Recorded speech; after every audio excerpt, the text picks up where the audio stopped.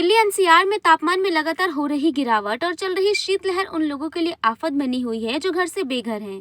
सर्दियों में ऐसे बेघरों को ठंड से बचाने के लिए कई शहरों में रैन बसेरों की व्यवस्था की जाती है। ऐसे ही रैन बसेरे की व्यवस्था फरीदाबाद नगर निगम द्वारा भी की गई है, लेकिन बाहर से दिख रहा सुकून भरा ये रैन बसेरा अंदर से धूल फाँक रहा है। फरीदाबाद नगर निगम को इसकी कोई सुध नहीं है। अभी तक यहाँ पर ना तो कोई सफाई कराई गई है और ना ही किसी तरह के गद्दे के इंतजामात कराए गए हैं। इतना ही नहीं, नगर निगम की तरफ से अभी तक यहाँ पर कोई कर्मचारी परमानेंट नहीं रखा गया है।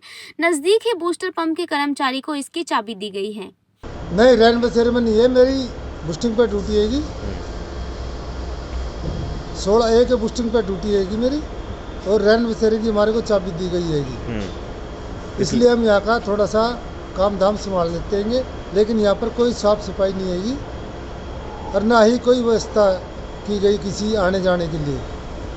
जो भी कोई बाहर का आदमी बंदा आए तो कोई ऐसा वो नहीं है भी कोई बाहर का बंदा आए तो यहाँ पर आकर के अपना बैठ जाए। लॉकडाउन के अंदर आए थे, लॉकडाउन के अंदर यहाँ पूरी व्यवस्था की गई थी, पंखे से हर चीज़ की व्यवस्था की गई थी, लेकिन फिलहाल नहीं है। कोई ऐसा किसान हमारे पास कोई आया नहीं। लाखों की कीमत से तैयार हुए रैन बसेरे का उद्घाटन पिछले साल दिसंबर के महीने में हुआ था। इस रैन बसेरे को नेशनल हाईवे के नज़दीक बनाया गया है। हाईवे से गुजरने वाले ज़रूरतमंद लोग रैन बसेरे का बोर्ड देखकर इस बिल्डिंग में उम्मीद से आते हैं, लेकिन व्यवस्था न होने के कारण उनके हाथ केवल निराशा लगती है।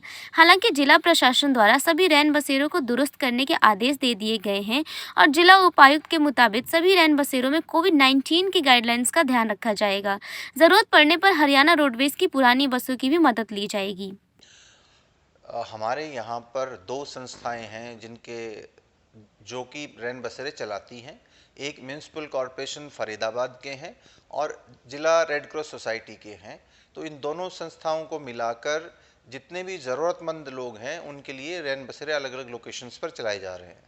निश्चित तौर पर जैसा कि गाइडलाइंस आई हुई है सरकार की तरफ से, हमारी जो टोटल कैपेसिटी है उसका 50% ही हम उसको यूज़ कर सकते हैं। तो किसी पर्टिकुलर रैन बसेरे की अगर हमारी पहले 50 की कैपेसिटी थी तो आज के दिन सिर्फ 25 लोगों को ही हम उसमें ठहरा सकते हैं। हमारे पास में निश्चित तौर पर उस बात का प्रोविज़न है। इवन हरियाणा रोडवेज की जो पुरानी बसेज थी या और जो बिल्डिंग है उनके अंदर भी इस बात का प्रोविज़न किया जा सकता है। वो हमारे पास सफिशिएंट प्रोविजंस हैं।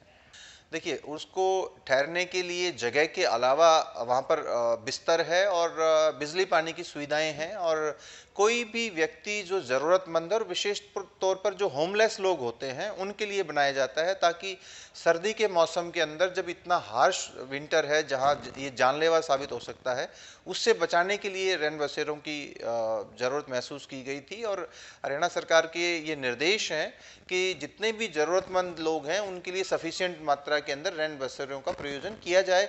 और अकॉर्डिंगली जिला रेड क्रॉस सोसाइटी को भी कहा गया है, म्यूनिसिपल कॉरपोरेशन को भी कहा गया है कि आप सफिशिएंट नंबर्स में रैन बसेरे उपलब्ध करवाएं ताकि लोगों को कोई असुविधा ना हो।